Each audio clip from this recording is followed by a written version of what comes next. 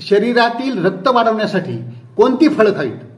कारण शरीरामध्ये पुरेशा प्रमाणामध्ये रक्त असणं म्हणजे हिमोग्लोबिनचं प्रमाण पुरुषांच्या मध्ये 13-14च्या आसपास आणि स्त्रियांच्या मध्ये कमीत कमी 11-12च्या पुढून हे असणं अत्यंत आवश्यक असतं।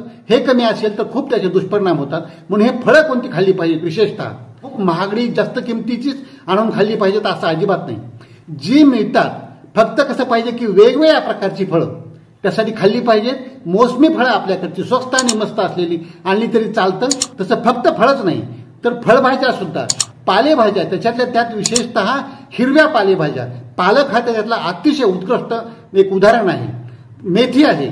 तर अशा प्रकारचे फळं, पालेभाज्या, फळभाज्या जे मिळतात, जे उपलब्ध असतात आणि स्वस्त आणि मस्त असतात अशा प्रकारची खाल्ली पाहिजेत। उगीचच काहीतरी कुठली जाहिरात येते म्हणून काहीतरी महागडी फळं, महागडं काहीतरी आणून ते खाल्लं म्हणजेच रक्त वाढू शकतं हा जो गैरसमज आहे तो मनातून काढून टाकला पाहिजे।